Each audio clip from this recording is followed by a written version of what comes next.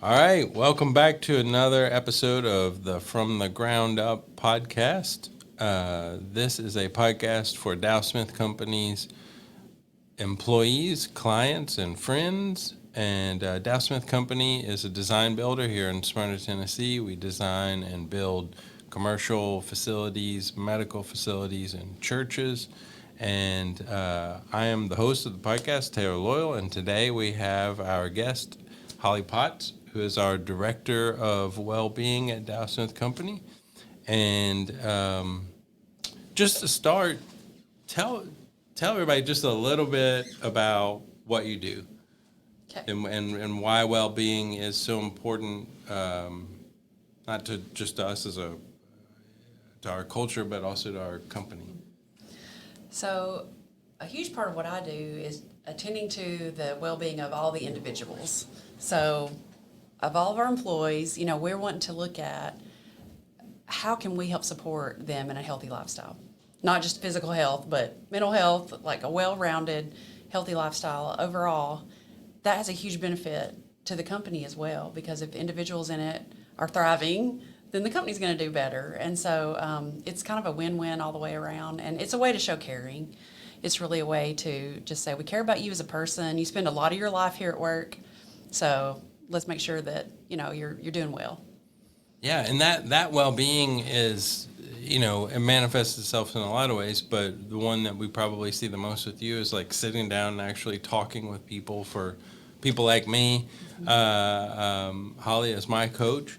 So I feel like it's a little tricky anywhere probably to have a director of well-being, but especially in our industry in construction, to get like a whole bunch of really tough dudes to sit down and talk about their Yes. I'll exclude myself from the tough dudes, but to sit down and talk about not only about your feelings, but about your goals and your dreams and things like that. So how difficult has that been for you, to get people to sit down with you and have that conversation? The hardest part is sitting down the first time. I have found so many people who sit down and they're nervous and they don't want to talk about what's going on in their life or changes they want to make. And they'll say that, like, I don't really open up and I don't really, and then like the next session, they kind of say a lot of things. So it just becomes like creating a place that feels safe to think about your life. Really what I'm doing when I sit with somebody is I'm just co-thinking with them about their life. Like, I'm not offering advice. I'm trying not to. I probably do fall into that sometimes. I shouldn't. But helping somebody look at their own, they know the best what they need. We all kind of try to say, here's what so-and-so needs. But no, a person knows their own need the best. But sometimes getting to that and helping them hear their voice and trusting their own wisdom. So usually once that starts to happen, I think people open up quickly because they realize, wow, I've got a lot of thoughts around it. I've got a lot of things going on. And so then you're just looking at like, okay, what's the best way to make those changes, So yeah, it's hard in the beginning, but usually once people sit down, I think they realize there's value in a conversation. Even if you didn't come away with very specific action steps, there's value in thinking about your life, not just living it all the time, but stepping back, reflecting, and, thinking about where you'd like to see some changes. Yeah, because we're all so busy, and to just sit down and have that minute. Yeah. And I always tell people, I feel like, you could look at it as just, which probably is why we do it. We're just doing it because it's the right thing to do. It's the right thing to have you as a resource for people to come and have, like you said, to kind of co-think with you for a little while. But I also think if you're a client of Dow Smith Company and you look out on a job site and you think like, oh wow, all the people on that job site that are working on my project are receiving coaching, and they work for a company that's pouring into them and wants to see them succeed and wants to see them grow.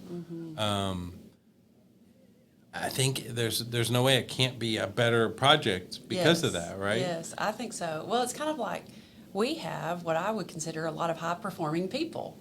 And high performers out in the world have coaches. Like when you think of athletes, or even celebrity coaches, or, people who are in acting might have a coach. So if someone wants to perform at, if they want to push themselves and perform at a higher level than they're used to, having a coach is just natural. Having someone to guide you and nudge you and help you move forward. So yeah, I think anybody, it's kind of cool to think about walking up on a job site and looking at our guys out there doing their thing and realizing that most of them are looking at their personal life saying, how can I build my life? Like, yes, we're building this, but I'm building my life in a way that I'm healthy and thriving and enjoying life and contributing, So it's exciting to think, wow, that the guys out there working on a project are doing that. A lot of people aren't doing that.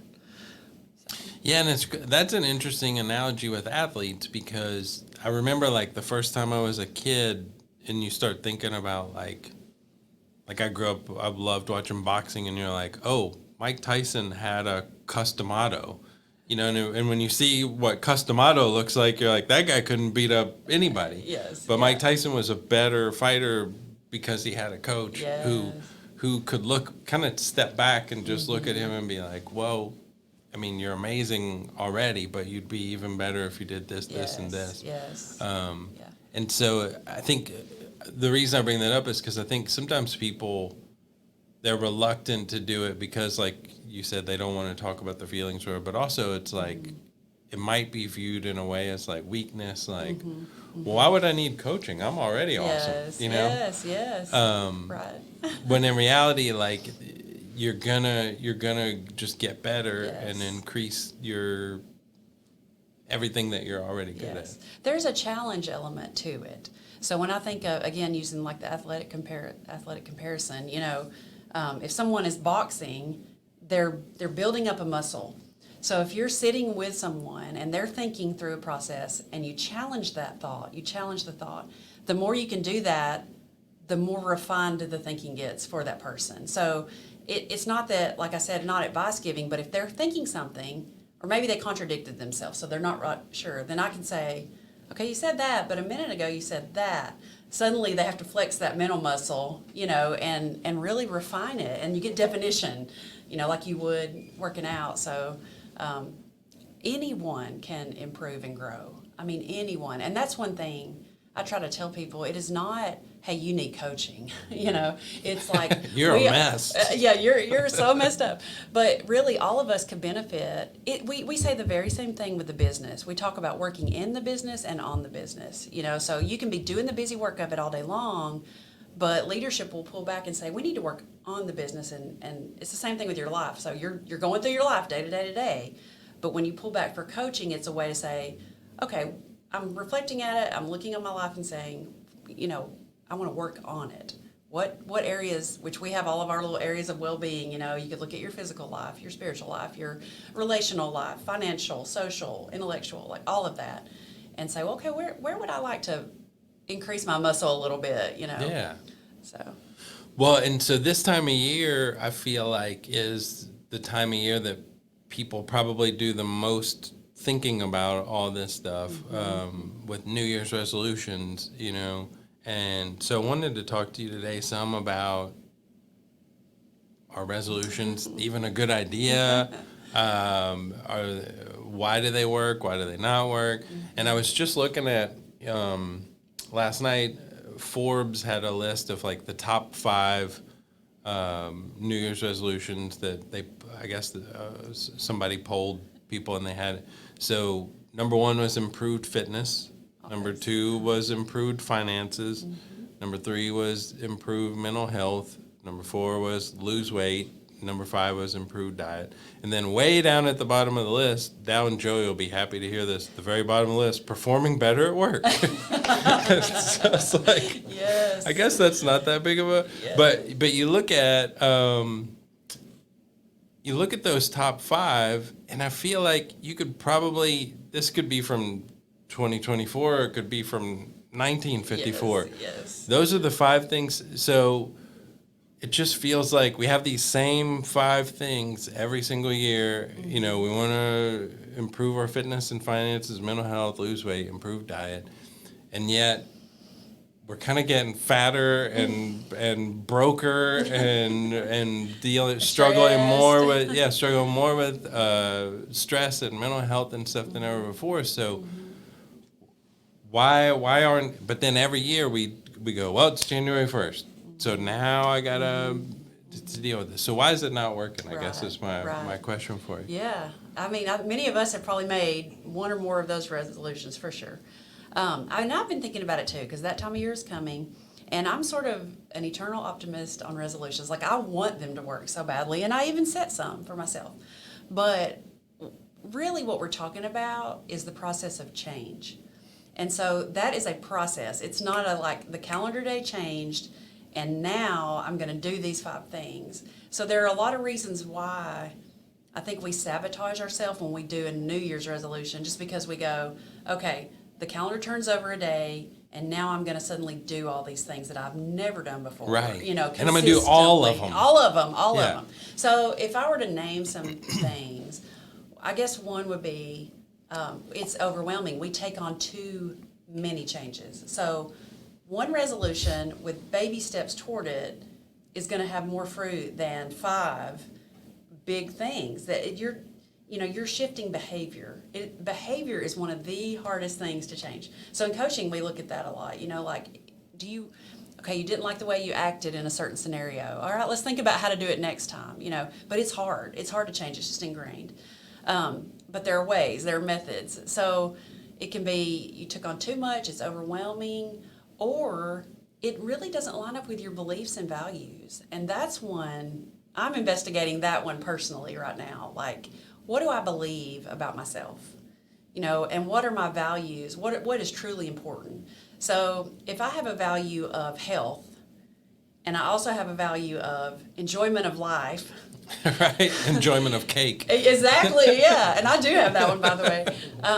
These 2 things can cause a rub. So we can have values within ourselves that even clash with each other. So you have to look at kind of where your values are on something. And it can't be, well, everybody else sets a fitness goal when you really just don't like to exercise. You know what I mean? That might not be the way for you to change if it's really not in your value set. What does happen for people a lot of times is it is in their value set, but they haven't attended to it, if that makes sense. Mm-hmm. Like when I talk to someone about values, I'll say, okay, so health is a value to you, but like how much time, energy, money, etc. have you put into it in the past 2 weeks? None. So then it's like, okay, I have the value, but I'm not giving it any attention whatsoever. So now I feel dissatisfied all the time. And that's with health, a lot of people feel that. And that health, we're like, most of those, money, financial health. So it really health, mental health, physical health, financial health. Those are where people feel a disconnect because they know it's important. They know they feel better when they're operating in a more healthy way, but it is one of the most difficult because other things clash with it, or we try to do too much. So, I don't know. Process of change really though is a process, and it's kind of like, I guess, a baby learning to walk. Think about it that way. Baby doesn't know it. In the beginning, the baby doesn't know it can't walk. It just kind of lays there, like, oh, I don't know what I don't know. But then things start to happen that prepare neurological changes, prepare the baby to begin to pull up on things and begin to have that desire. So really, desire and willingness is the first one. There's kind of a stage of, I guess we call it pre-contemplation, and that's where you're not thinking about it. You're not thinking about your health, your physical health, mental health, money. You're just not thinking about it. And then something happens, like New Year's rolls around. You go, oh, I should think about this. Or another life change could force you to begin to think about it. You had an illness that set you back. I really should, maybe I should make some changes. So there's that stage of kind of not knowing that we live in most of the time. Then something happens, just like with a baby, it's neurological, but with us it's usually environment that causes you to go, I think I want to try something different. Now I get stuck there. Like that's where I get stuck, is just in the thought of it. I really wish that I did get up and run in the morning or right. Whatever. And so that's contemplation. So pre-contemplation, I don't know it, I'm not thinking about it. Contemplation is, okay, I have a thought and a desire and I want to try. Well, the very next part of that, though, is then preparation. So a baby, before they walk, are doing things that prepare them to walk. They naturally pull up on everything. Yeah, and look how many times they fall down they over fall and down over and so many times, which is actually the next step of change is action. Oh, So, okay. but where we mess up is that we have this idea that once we try the behavior, that we will just do it seamlessly. And that's just not how change works. So you think of a baby, okay, the baby took its first steps. Are you going to take them out there and go, now cross the street? Like, no, right? So the baby falls a lot. Baby falls back, but that drive is still there, and they pull back up, and again, eventually they don't need the supports as much. Eventually they don't fall as much, and finally we master the behavior and we live at a different, they're now a walker, you know? So. And then that becomes a thing that you don't even think about anymore. Yes, yes. Like I'm yes. when you walked from over there to over here, you didn't go, Yes. okay, now put my right foot, now put exactly. my, like eventually it just becomes a habit, Yes, right? Or a habit. Or behavior change. It's like now I walk. Like, and you know, people who've been very successful with like health and fitness, they'll say it's a lifestyle change. That's what they say. But it's like now part of our life is we get up, we do some sort of exercise, we eat a certain way. You know, it's just now I just do that. I'm not thinking about it. Don't you think though, like just like with the baby not knowing how to walk, I think one of the reasons that these top 5 things are probably always the same top 5, we don't really know.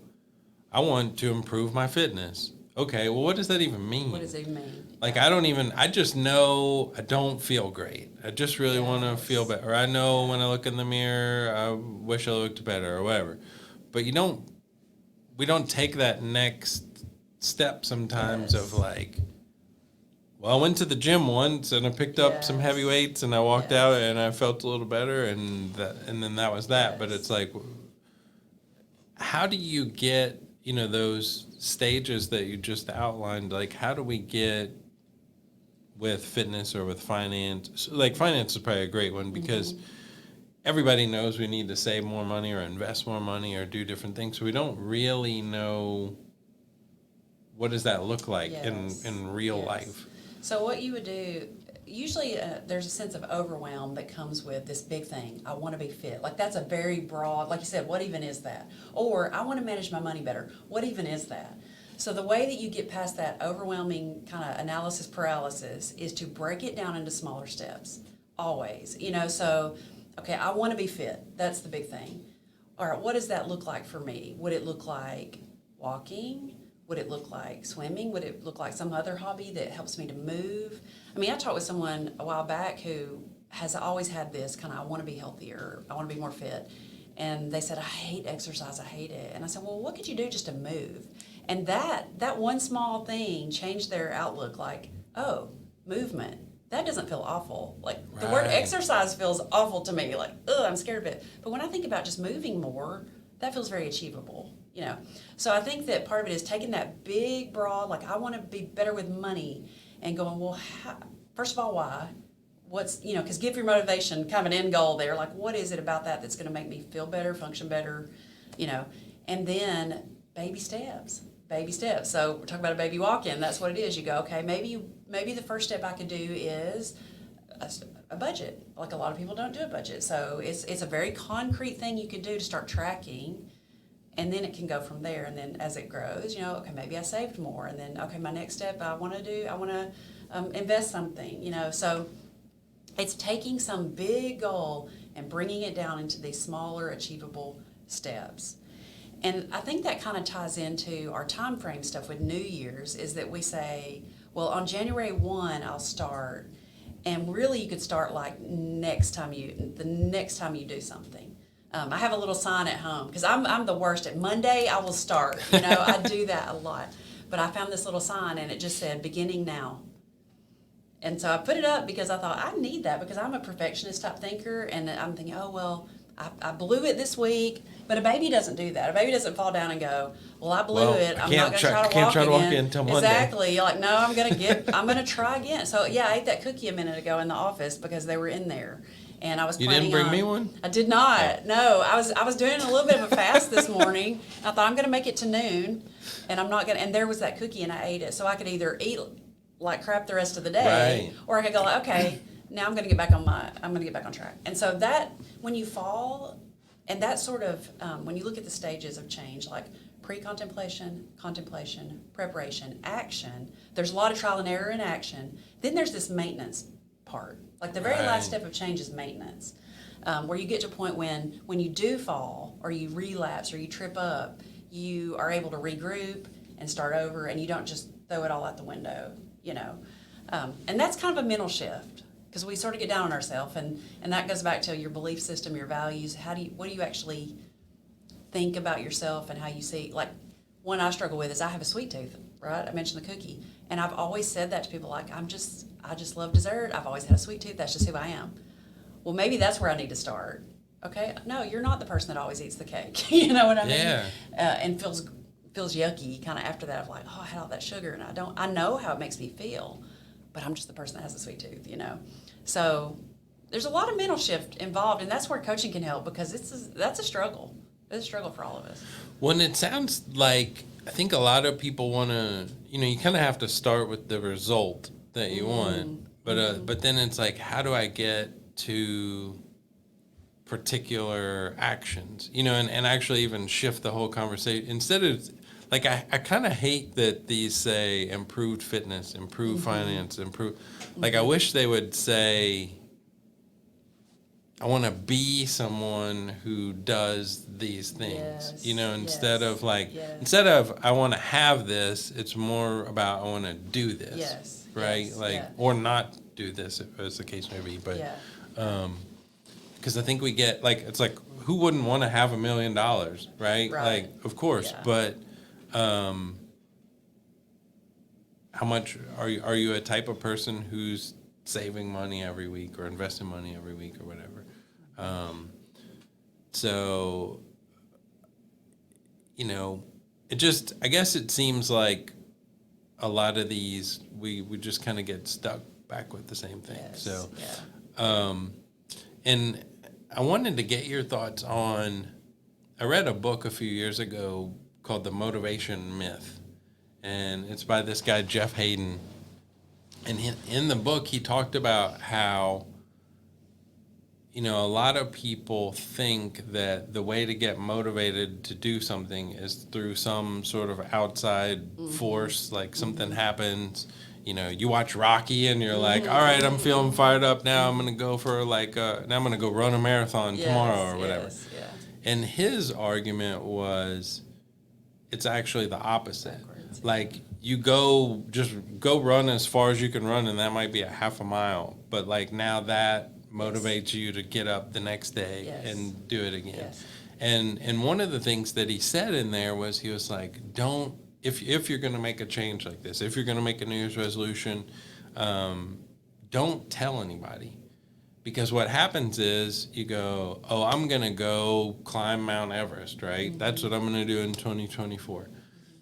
And you just start telling everybody, oh, Holley, you know what? By the end of the year, I'm going to be so good that I'm going to be able to go climb Mount Everest. And what's your response? That's amazing. Yeah. Oh, that's awesome. You're going to do that? Really? Yeah. Well, now I've already gotten everything that I wanted from it, because Right. all I really wanted was for Yeah. everybody to be like, you're To recognize amazing. that. Yeah. So I already got Yeah. that. So Yeah. now I don't have to go Wow. climb Mount Everest. Wow. You got it from everybody else, but you didn't get it internally. Right. And so I think the motivation myth, I totally agree with that. I think you have to act to feel the motivation. It's kind of the same with confidence building. So I talk a lot with people about building confidence. You can't think your way to confidence. You can only act your way to it. It's sort of like if you, again, the baby taking a step. If you get up and you take a small step, you're like, I did that. Then the motivation comes, and you take another one and you go, oh, I did that. But what we do is we're stuck in that the contemplation stage where it's like, oh man, I'm trying to get all these outside sources to get me the oomph to do the thing. When really it's like, just do a small thing. Just do the one small thing, and then you will find it leads to the next. A minute ago, you were talking about you kind of working backwards, like where do you want to be? So if you imagine yourself as this fit and healthy person or whatever, you almost have to get a mental image in your mind. What do I see myself doing? Let's say for somebody that is a simple walk outside, a few times a week. So you see yourself, okay, so now I see myself walking 3 times a week. Well, what would it take before that? You always have to back up a step and go, it would take me choosing a time and going there. Well, what would it take before that? Well, me kind of looking at my week's calendar or my day, or let's say you imagine yourself walking with another person. It would take, I need to contact that person and schedule it. So you can look at a goal and really work backwards until you get to where you are. Oh, wow. And that's a good way to do baby steps, is to say, okay, so my first step then will be to walk to the mailbox. I went outside today. I walked to the mailbox. The next time I go a little bit further down. Then you get a bill in the mailbox, and now you got to deal with your improved finances. Yeah, exactly.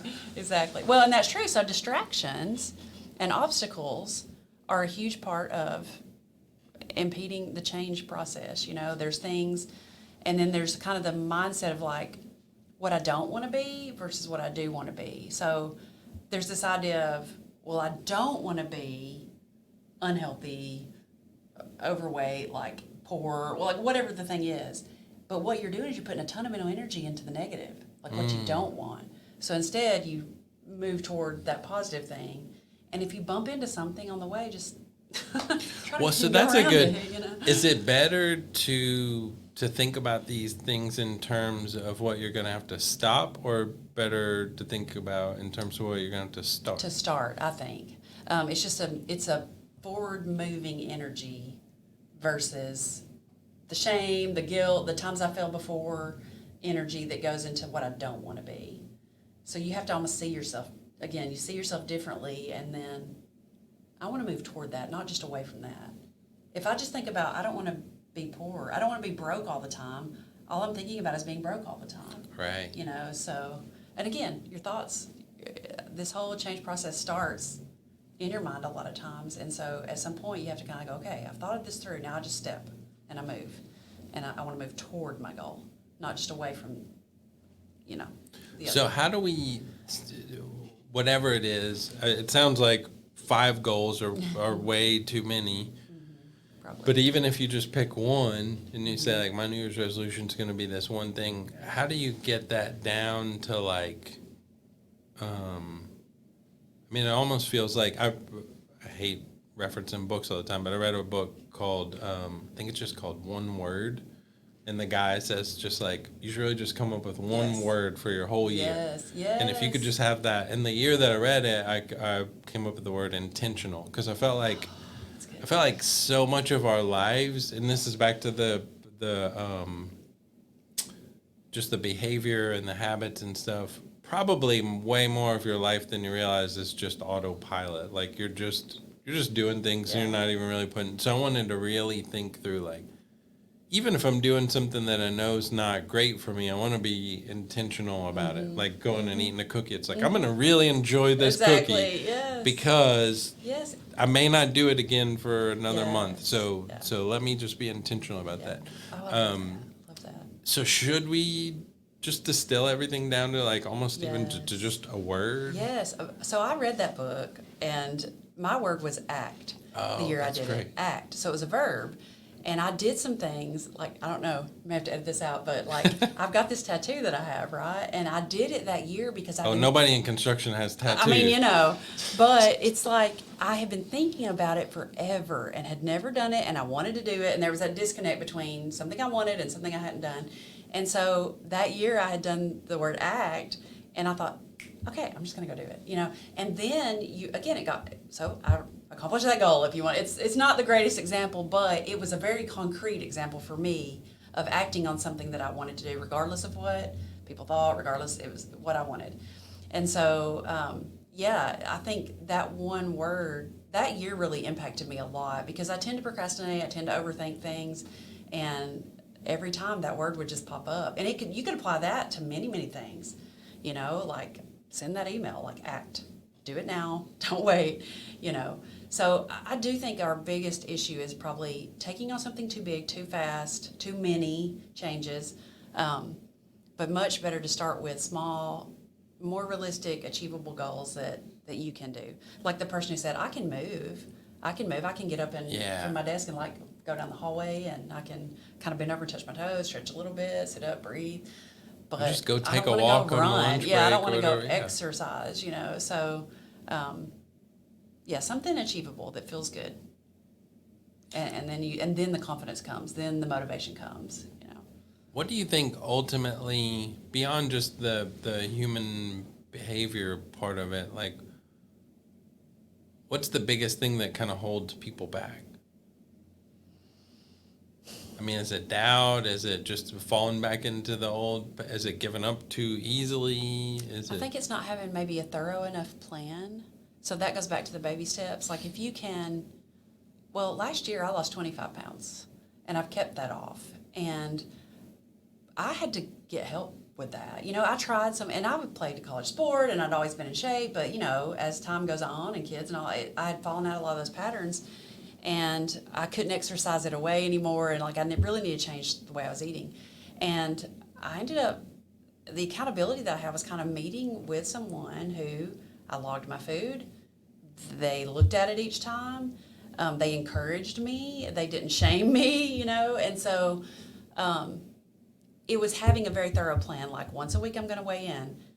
And I'm going to have a conversation every day, at least most days. If I missed it one day, okay, I'll pick it back up the next one, to log my food. You know, so there was very specific steps that were achievable. You know, instead of just lose 25 pounds. That feels so overwhelming. But like log today's meal, log breakfast. You know, I mean, make it as small as it needs to be so that you do it and feel, okay, I had a sense of accomplishment just because my little rings were going around as I was logging it. You know, and. But also walking alongside another person helps. Like habit stacking is a big one I have found. Like if there's a habit that you would like to gain, put it alongside a habit that you already do. Oh, okay. So let's say someone wants to get up and spend some time in stillness in the morning. You already drink coffee. You already do that. You might be doing it like if you're me, I drink coffee while I'm getting everything else ready to do it. But if I wanted to be still, then I would attach it to the coffee drinking. You know, like when I get my coffee today, I'm going to sit over here for 10 minutes, 15 minutes, just breathe before the day. So there's things we already automatically do that we can take advantage of those rhythms because, again, it's only going to work in the normal rhythm of your life. It's very hard.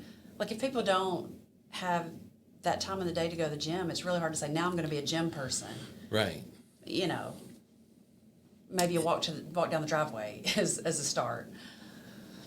Yeah, so I guess you have to, I'm so glad you brought that up because almost none of these could you do alone. It's really having somebody, whether it's somebody who you're going to meet at the gym and you know, like, oh man, if I don't show up, that person's going to be like, where are you? Yeah. Or just like literally sitting down with somebody like, how do I do this? Yes. Like, I don't know how, I know I want to be a millionaire, but I don't know the first thing about money. Mm-hmm. You know, how do I do this? Like, yeah, who would you partner with? Who would you model? You know, I did used to run for a good while. I've run a few, I mean, not like a runner per se, although they say if you run, you're a runner, like, right? And I had a buddy that I would run with, and then we moved. And once we moved, the distance was just, we couldn't get up early in the morning and meet, and that was so difficult. But what motivated me was not that he would say, oh, where were you? It was like, I get to spend time with my friend and talk. Okay. So the thing that I enjoyed, there was a byproduct of also running, you know, getting to hang out with somebody. But I got to hang out with somebody. So, and that's a mind shift too, is like, we think it's going to feel miserable to get our money in order. You know, we think it's going to feel miserable to get our bodies in order when there are ways to make it fun. So you just have to say, what is actually going to work? Not what you think is the right thing, not what everybody else tells you should do, but what actually is going to work for you. And that is different for every single person, you know. I knew a guy who, when he would want to go spend money, he would just go to the ATM and just print out, like just get the printout of how much he had in his bank account. Okay, yeah. And just seeing that number was like, well, do I really need to go spend $100 on that? Because I'm looking at this number, and it feels pretty good to see this number. And if I go spend the $100, this number is going to be lower. Yes. You know, so it's just that sort of... That was a little thing that helped him stay toward his goal. Yeah. So it worked for him. Some people that might have an opposite effect, So they might do it and go, "Oh yeah, I'm good. I got some Right. money. I can go spend." What does that feel like? Yeah, I've yeah. never- What does that feel like? But no. I mean, I think again, when you find that thing, and I tell people that all the time, like, well, is that working? Well, no. Well, okay, let's try something different. It's okay to try a different way. So, kind of back to the baby. Some babies, have you seen how they all crawl so differently? Like some of them kind of scoot with one leg, and Yeah. some of them they rock back and forth for a long time. And there's a lot of different ways to get at your goal. And so, just because it did work for someone else, and that's hard because we get messages coming to us all the time about this is the way, like this is, eat this way, or do this kind of exercise, or that. But really, you just have to find what you really have to almost enjoy it, or find some sort of this I know is helping me, and I feel better about it. It can't feel like drudgery. I don't think that will work. Yeah. Well, and you and I have talked about that. It doesn't always have to be like this big, massive sacrifice that like is like a burden that you carry around with you. It can be more like, oh, I'm excited that I get to go see my friend when I'm going to run this morning. Yes. I'm excited to, go do whatever it is. Well, so this may be I hope this doesn't derail everything we've set up to this point. But can you talk a little bit about the difference between self-improvement and self-acceptance? Because at what point do we just go, you know what? Like, maybe that's just not in the cards for me to be a super fit multimillionaire who has every part of their life is perfectly in order and everything's just fine. Yes. Like, at what point do we just go, you know what? I'm not somebody who wakes up at 5 a.m. and runs 10 miles. I think that's so much of it. Self-acceptance. I'm going to lean toward that because I don't know. It's sort of goes back to your values and your picture of yourself. And if you're letting that be set, the self-acceptance piece to me is like, okay, I really don't want to get up super early. Like you said, that I really don't. It's not who I am. I'm not going to enjoy it. And that kind of goes back to what works and what doesn't. But it's about your own values. And so people really should do some investigating, like, oh, sorry about that. Let me regroup for a second. It's totally okay. So people should investigate their values a little bit on it and say why. Like, why do I keep saying every January 1st, I say the same thing? Maybe you're kind of pursuing the wrong thing for you, because if you haven't ever, or you're not at that stage yet where you really, I should not go without saying this. And a lot of guys use it around here because in recovery and addiction, it's part of it, but the pain of staying the same has to outweigh the pain of changing, or the fear of changing. Yeah, the fear. So if you get to a point where you're like, this way I feel is worse than the pain of getting up early in the morning or whatever it is, that's when it starts to change. If you're in your comfort zone, you're not going to change. So part of getting out of your comfort zone too is investigating what's important to you. Like, that's something in coaching we do. Look at our values. Like, what really is important to you?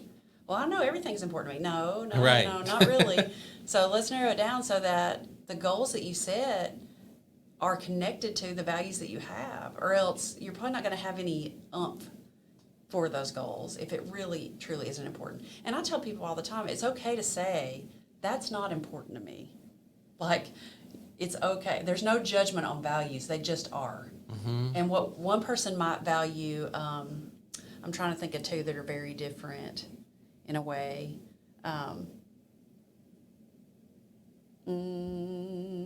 Well, I'll give you one Okay. that we've talked about. Some people think, like, especially this time of year, I gotta be I loved any employee who's listened to this in the employee newsletter. Holley wrote about, it's okay to have two things at once, and you can say, and this is a big one for me. It's very important to be around my family, and I need some alone time. Yes. So Yes. I think where you're heading with that is like, Yes. it's okay to be like, family is an incredible. It's probably number one on my list of most important things to me. Yeah.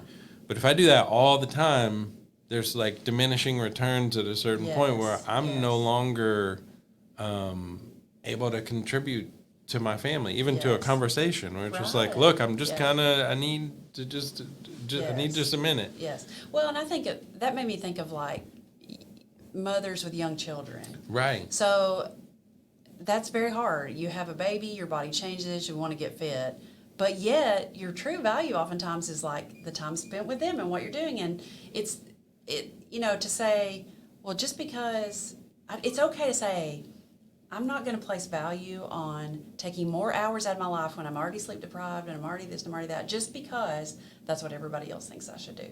So, that just has to be determined deep within what you value and what you want. And so the self-acceptance part can come through that. I mean, if it keeps nagging at you all the time, like if the only time you think about your health and fitness is January 1, it may not be a true value. Right. But if throughout the year you feel dissatisfied, that's a way to revisit it and say, okay, this is constantly, it's obviously important to me because I can't quit thinking of it, and I'm going to feel dissatisfied until I take that first step.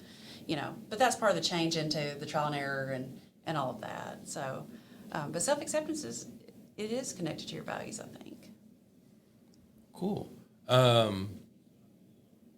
Final thoughts on New Year's resolutions, or just any resolution. Maybe we should just throw out the New Year's part of it. Yeah.